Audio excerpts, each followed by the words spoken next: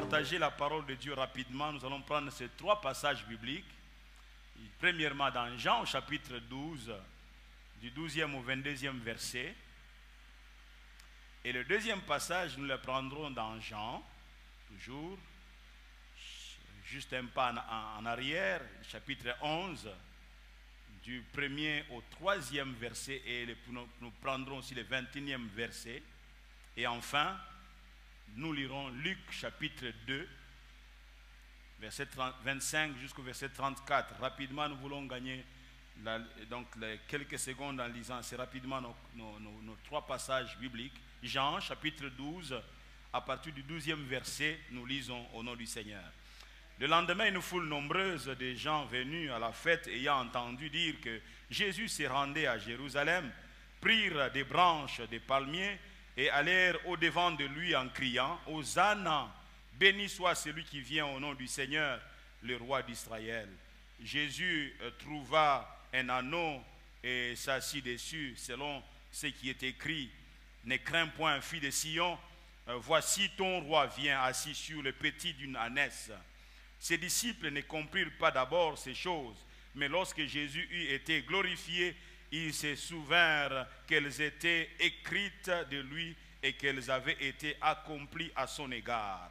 Tous ceux qui étaient avec Jésus, quand il appela Lazare du sépulcre et le ressuscita des morts, lui rendaient témoignage, et la foule vint au-devant de lui parce qu'elle avait appris qu'il avait fait ces miracles. Les pharisiens se dirent donc les uns aux autres, « Vous voyez que vous ne gagnez rien, voici le monde est allé après lui. » Quelques Grecs du nombre de ceux qui étaient montés pour adorer pendant la fête s'adressèrent à Philippe de Bethsaïda en Galilée et lui dirent avec instance, « Seigneur, nous voudrions voir Jésus. » Philippe alla le dire à André, puis André et Philippe le dirent à Jésus. Nous lisons Jean chapitre 11, d'abord les trois premiers versets, puis nous sauterons pour prendre le verset 21. Il y avait un homme malade, Lazare de Béthanie, un village de Marie et de Marthe sa sœur. C'était cette Marie qui oignit de parfum le Seigneur et qui lui essuya le pied avec ses cheveux, et c'était son frère Lazare qui était malade. Les sœurs envoyèrent dire à Jésus, « Seigneur, voici celui que tu aimes est malade. » Luc chapitre 2, verset 25 jusqu'au verset 34. Luc chapitre 2, 25 à 34. « Et voici, il y avait à Jérusalem un homme appelé Siméon. Cet homme était juste et pieux. Il attendait la consolation d'Israël et l'Esprit Saint était sur lui. Il avait été divinement averti par le Saint-Esprit qu'il ne mourrait point avant d'avoir vu le Christ du Seigneur. Il vint au temple poussé par l'Esprit, et comme les parents apportaient le petit enfant Jésus pour accomplir à son égard ce qu'ordonnait la loi, il le reçut dans ses bras, bénit Dieu et dit, « Maintenant, Seigneur, tu laisses ton serviteur s'en aller en paix selon ta parole, car mes yeux ont vu ton salut, salut que tu as préparé devant tout le peuple, lumière pour éclairer les nations et gloire d'Israël, ton peuple. » Son père et sa mère étaient dans l'admiration des choses qu'on disait de lui. Siméon les bénit et dit à Marie, sa mère, « Voici cet enfant est destiné à amener la chute et le relèvement de plusieurs en Israël et à devenir un signe qui provoquera la contradiction. » Et nous disons ensemble Amen. Le tout premier passage biblique que nous avons lu, c'est celui de Jean 12, à partir du verset 12. Et nous avons là l'histoire, un événement qui est dans le prolongement, voudrais-je dire, de ce qui est arrivé à Béthanie. Il s'agit de la résurrection de Lazare. L'événement est grandiose, tout le monde parle de Jésus et de Lazare, la nouvelle se répand rapidement comme une poudre et la renommée de Jésus grimpe tellement et prend d'énormes proportions. Et lorsque vous arrivez au verset 9, il est dit qu'une grande multitude de Juifs apprirent que Jésus était à Béthanie et ils y vinrent non seulement à cause de lui, mais aussi pour voir Lazare qu'il avait ressuscité des morts. Les gens se déplacent de tous côtés. Le verset 11 va dire ceci, que les gens vont pouvoir se retirer des principaux sacrificateurs parce que beaucoup de Juifs ils se retiraient. Et pourquoi? Ils se retiraient à cause non seulement de Jésus, mais surtout encore pour Lazare. Lazare, parce que les gens se retiraient d'eux et croyaient en Jésus-Christ. Et ils disent que nous ne sommes pas là en train de perdre. Tout le monde est en train d'aller vers lui. Et dans la foulée, viendra l'intervention de ces Grecs et aussi venus pour adorer pendant la fête. Et ces derniers vont présenter leur demande avec instance en ces termes auprès de Philippe. Seigneur, nous voulons voir Jésus. C'est là qu'intervient le thème de mon intervention, le thème de mon message ce matin. Nous voulons voir Jésus. Voilà le thème. Nous voulons voir Jésus. Leur demande est une sollicitation pressante et qui exprime, voudrais-je dire, leur ardent désir, qui exprime leur soif de voir Jésus-Christ. Nous ne désirons rien d'autre que voir Jésus. Nous ne voulons pas des honneurs. Nous voulons voir Jésus. Nous ne vous demandons pas l'or et encore moins l'argent. Nous voudrions voir Jésus, car le voir lui, ça sera suffisant. Oh, alléluia.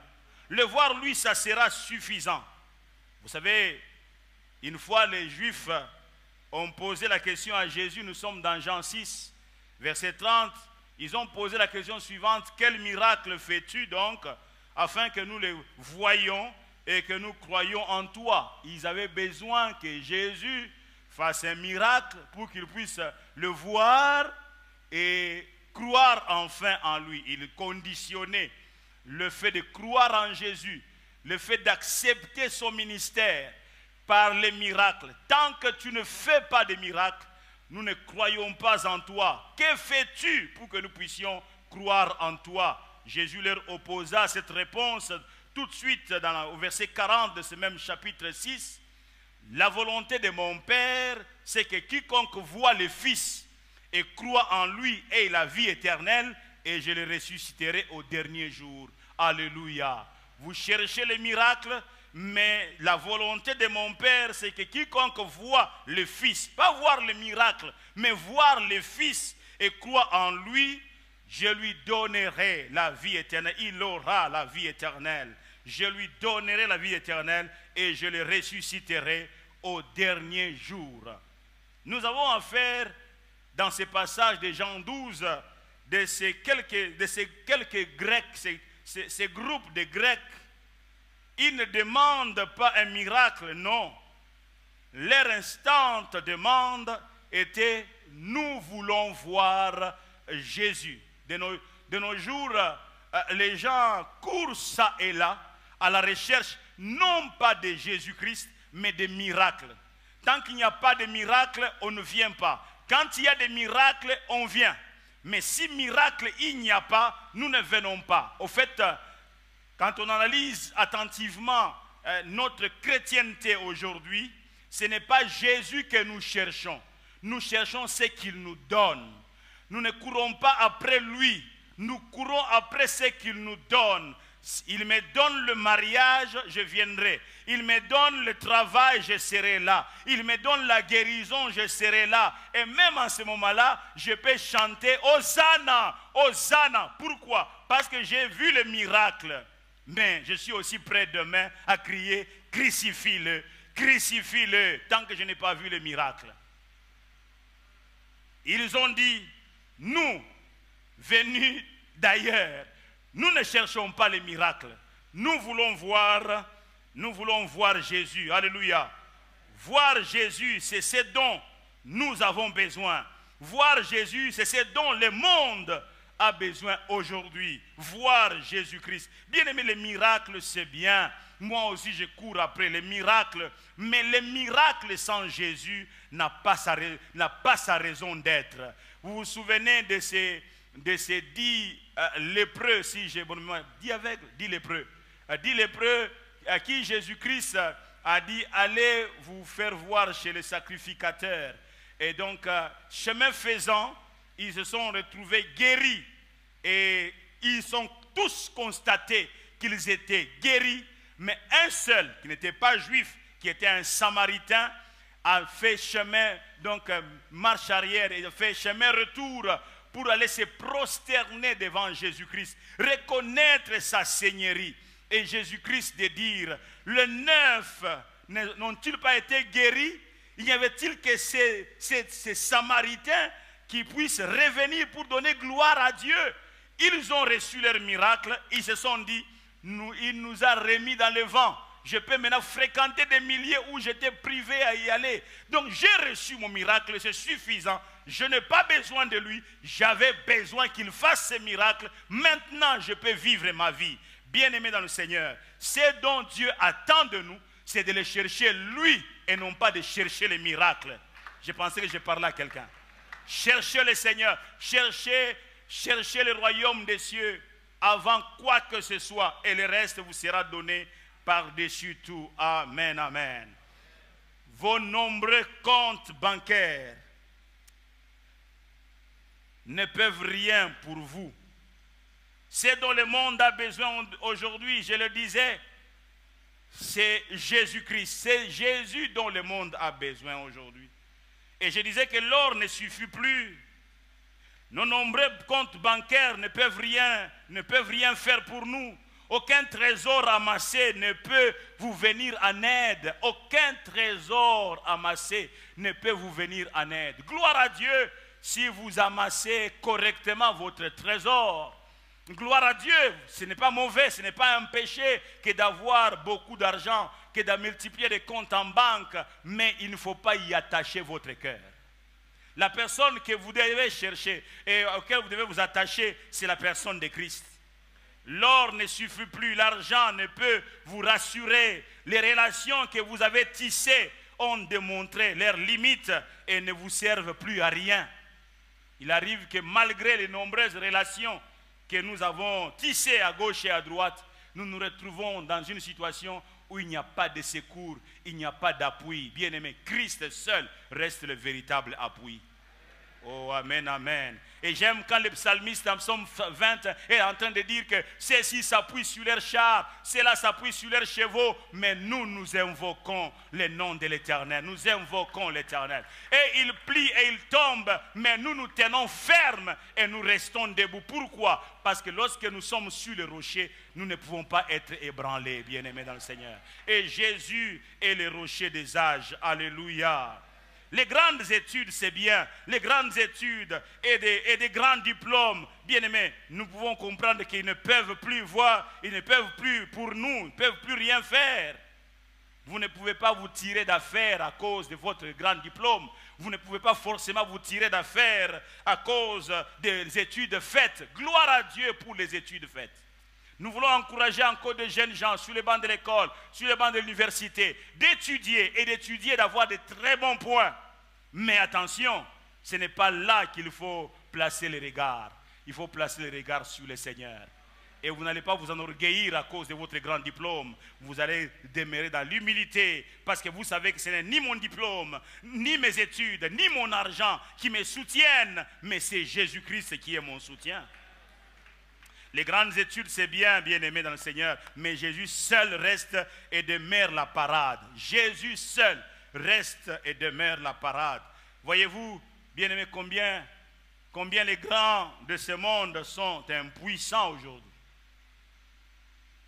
Surtout lorsque cette pandémie s'est annoncée, il n'y avait aucun avion qui volait.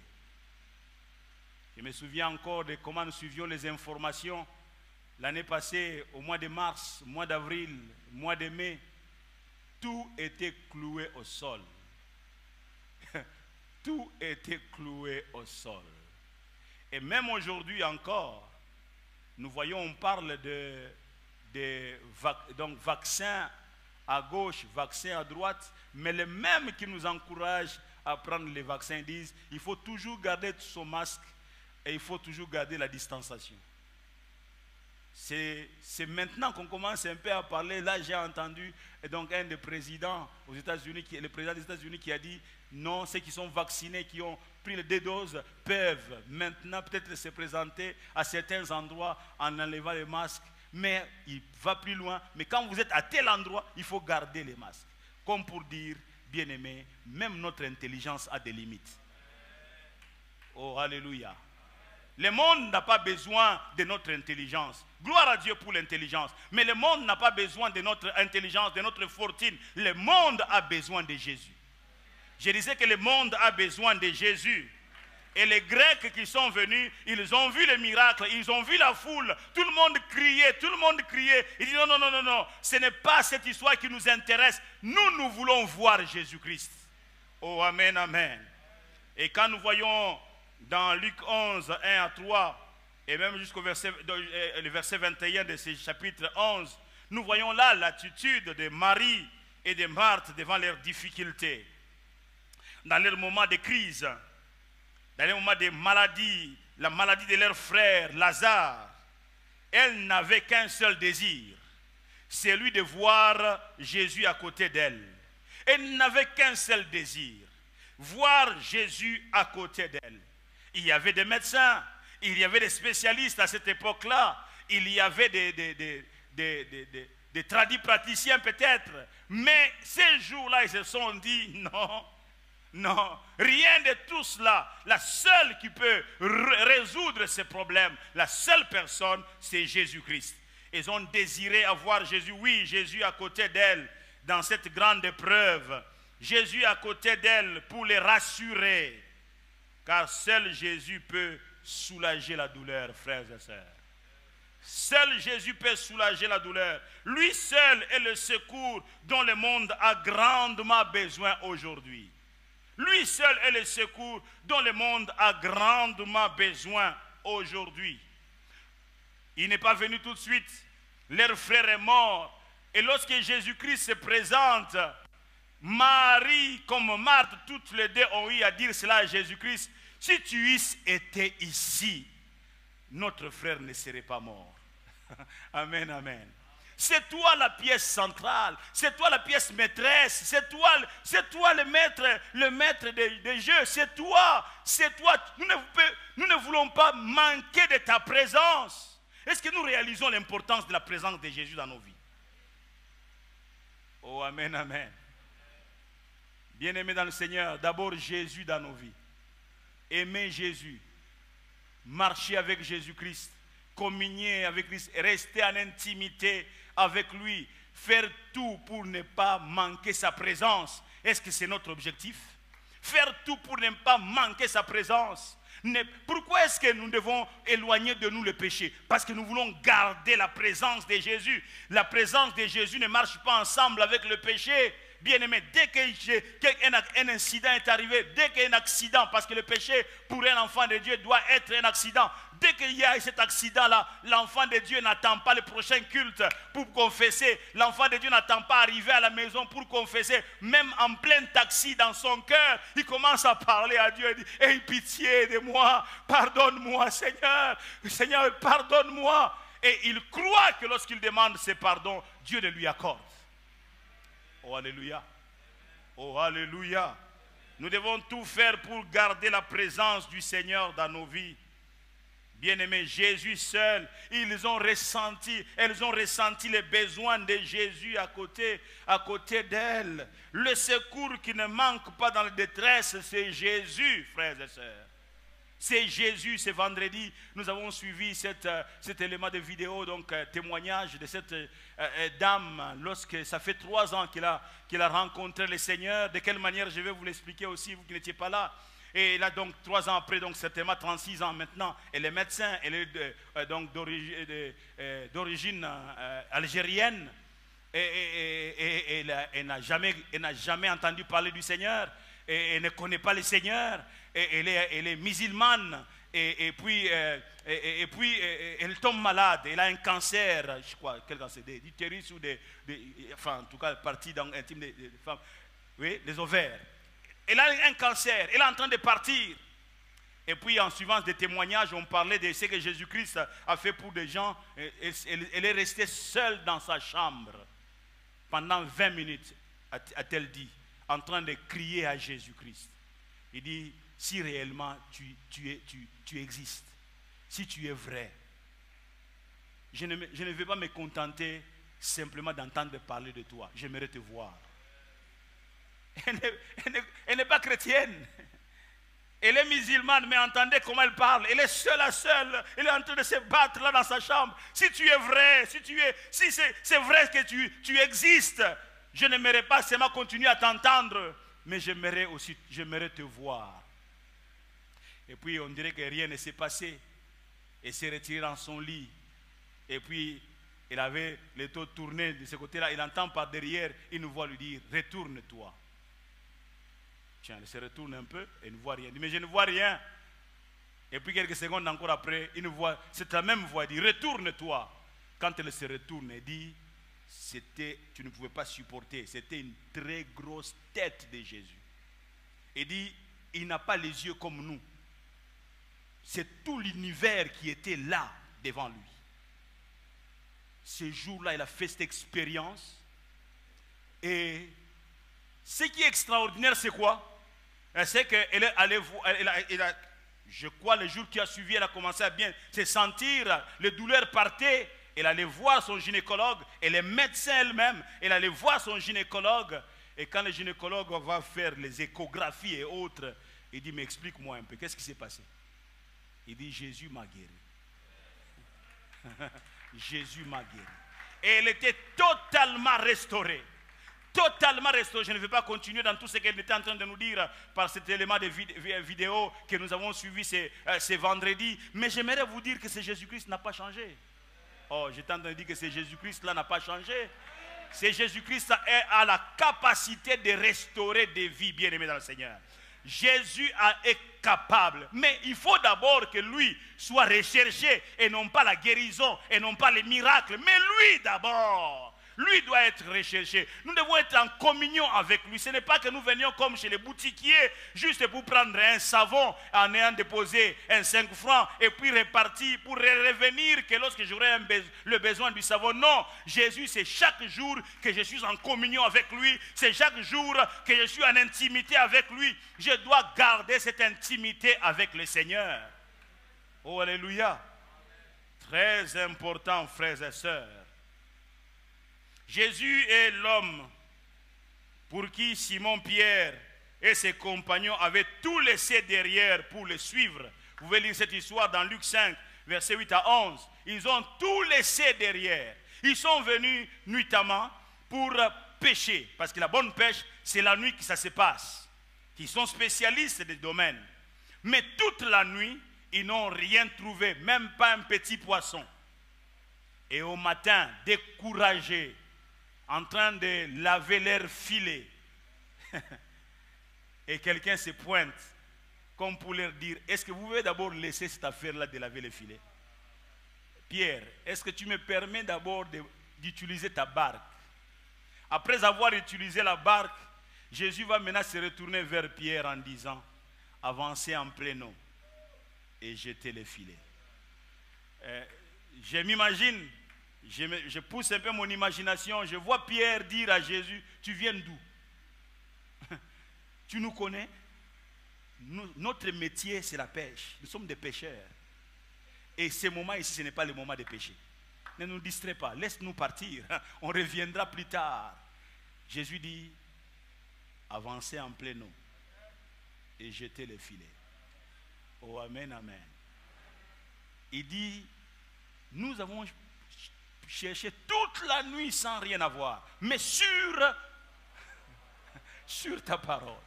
Oh, quand Jésus est avec toi, il te donnera la parole. Je pensais que je parlais à quelqu'un. marche seulement avec lui. Au temps convenable, il te donnera la parole, la clé. Il te donnera la clé pour que tu puisses passer.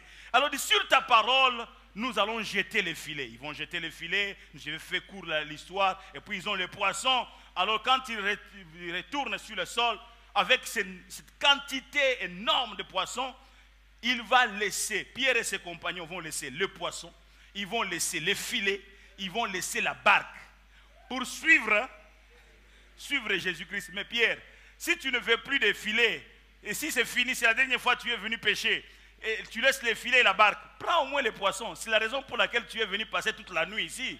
Prends au moins les poissons, amène ça. Il laisse les poissons. Mais, si tu laisses les poissons, amène au moins les filets. Les filets te permettra plus tard un jour, tu n'as pas de poissons, tu jetteras.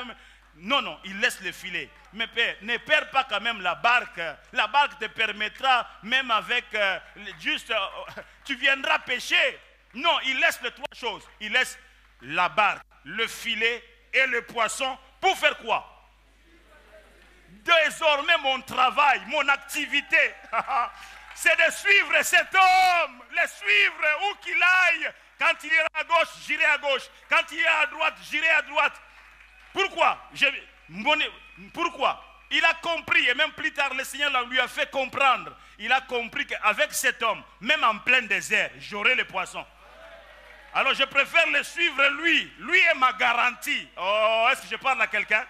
Jésus est ma garantie. Je préfère le suivre lui. Il est ma garantie.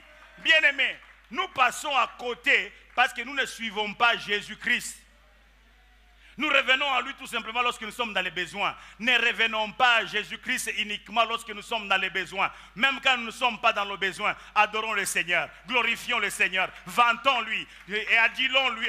C'est lui qui mérite d'être adulé, c'est lui qui mérite d'être honoré. Les matins, je me lève, je le bénis, je le glorifie. Dis, c'est les matins que je vois, c'est toi qui l'as créé. Tu as créé le soir, la nuit qui m'a permis de dormir. Maintenant, tu as créé le matin. Je suis là ce matin pour te bénir, te glorifier. Même quand je ne suis pas dans les besoins, je reste en intimité avec Jésus.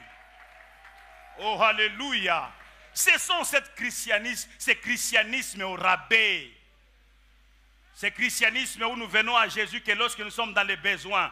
Où nous commençons à choisir des orateurs. Ah, il est puissant. Je vais aller suivre son séminaire. Ah, il va développer, il va me toucher. Il va m'imposer les mains. Un jour, Bonke, lorsque nous sommes allés à sa dernière conférence ici à Kinshasa, les serviteurs de Dieu accouraient pour qu'il les impose les mains. Il a dit, il dit, les gens me disent, donne-moi ton onction pour que je sois comme toi. Il dit, si moi je donne mon onction, je vais rester avec quoi? L'onction, ce n'est pas moi qui te donne. L'onction, c'est Jésus qui donne l'onction. Va vers Jésus, va vers lui. Bien-aimés dans le Seigneur, nous courons après les hommes de Dieu, mais eux aussi ils courent après Jésus-Christ. Qu'est-ce qui t'empêche de courir dans ta chambre vers Jésus-Christ en lui disant, je n'ai que toi, Seigneur, je n'ai que toi, Yahweh, viens à mon secours. Alléluia. Qui vous a dit que ceux qui doivent faire les miracles, c'est seulement les pasteurs, c'est seulement ses collaborateurs? Vous pouvez faire les miracles ici à cause de votre intimité avec le Seigneur. Je parle de l'intimité avec Jésus-Christ. Les Grecs ont dit, nous voulons voir Jésus. Oh, alléluia. Ça doit être le désir de notre cœur chaque jour. Je vais te voir, Seigneur. Je vais te voir, oh Dieu, je vais te voir. Alléluia. Permettez-moi de dire quelque chose sur ce texte de Luc 2, 25 à 34. Jésus, la consolation que Siméon attendait. Siméon attendait la consolation d'Israël. Savez-vous qui est la consolation d'Israël? C'est une personne. C'est Jésus qui est la consolation d'Israël. Jésus. Le Saint-Esprit lui avait averti qu'il ne mourrait point avant d'avoir vu le Christ du Seigneur. Siméon décrit cette consolation promise au verset 29, du verset 29 au verset 32, en disant que mes yeux ont vu ton salut, le secours, la délivrance. Jésus est le salut, il est le secours, il est la délivrance. Vous m'entendez? Il est le salut, Il est le secours. Il est la délivrance. Tu cours, tu vas où? Tu laisses le secours derrière toi. Jésus est le secours. Le monde est fatigué, fatigué de demi-mesures, frères et sœurs. Le monde est fatigué et n'a plus besoin de ce qui n'étanche pas sa soif, de ce qui n'en finit pas avec sa faim. Le monde est fatigué de cela. Les gens sont fatigués de tous les systèmes intelligents de notre monde moderne. Ils veulent voir Jésus, bien-aimés dans le Seigneur. Ils veulent voir Jésus. Vous allez dire Jésus c'est traditionnel. Jésus c'est vieux. Jésus c'est un vieux jeu, bien-aimé. Oui, vous allez courir dans votre technologie, mais sans trouver la solution. Pourquoi? Vous courez vite vers des choses, mais en laissant la solution derrière vous. Jésus est la solution. Amen, amen. Un jour, Jean, voyant Jésus venir à lui, il le présenta à la foule en ces termes. Jean chapitre 1er, verset 29. Il dit, voici l'agneau de Dieu qui ôte le péché du monde. Alléluia. Voici l'agneau de Dieu. C'est lui qui ôte les problèmes de l'humanité. Pilate, ne sachant quoi faire devant tous ceux qui accusaient faussement Jésus, il l'amènera dehors et le présentera à eux en ces termes. Jean 19, verset 5. Voici l'homme. Tout court. Voici l'homme. Et homme. C'est lui l'homme. Les autres là, c'est non, l'homme c'est lui. L'homme solution. Voici l'homme solution. Voici l'homme remède. Voici l'homme salut de tout un peuple. Voici l'homme le secours dont tout homme a besoin. Voici l'homme la voix des sans-voix. Voici l'homme l'asile des sans domicile fixe. Voici l'homme la jambe des paralytiques. Voici l'homme l'œil de l'aveugle. Voici l'homme, la solution, bien-aimés dans le Seigneur. Nous laissons l'homme derrière nous et nous courons après des choses de futilité. Nous courons après des choses inutiles. Il dit, voici l'homme. Amen, amen. Vous voulez crucifier la solution du monde. Vous voulez crucifier bien celui qui est la réponse au problème. Mais oui, Pilate, il faut qu'il soit crucifié. Oh, amen, amen. Il faut qu'il soit crucifié pour que la solution soit ratifiée. Oh, alléluia. La demande des Grecs venus adorer est toute claire. Nous voulons voir Jésus. Oui, voir Jésus seul, car tout est en lui. Voir Jésus seul, car tout est en lui. Tout ce dont nous pouvons avoir besoin, c'est en lui. C'est ça la compréhension de Pierre et ses amis. Ils ont tout laissé pour dire, même quand ces poissons pourriront, mais quand nous serons véritablement dans les besoins des poissons, il nous donnera les poissons.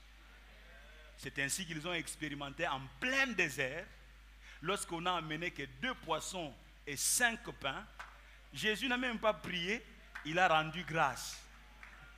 En prenant le pain et les poissons, il a simplement remercié le Père.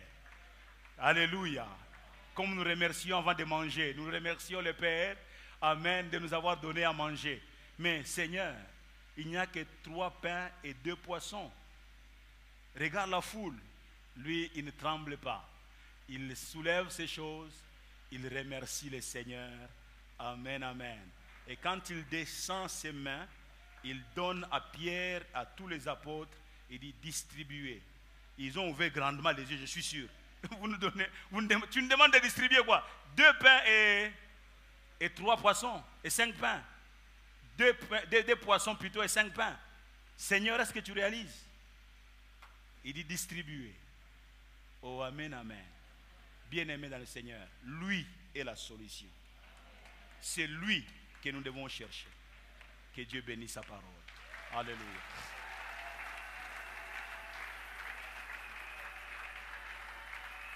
Est-ce que nous pouvons encore une fois acclamer le Seigneur notre Dieu? Alléluia. Gloire à l'agneau de Dieu. Gloire à l'agneau de Dieu. Gloire à l'agneau de Dieu.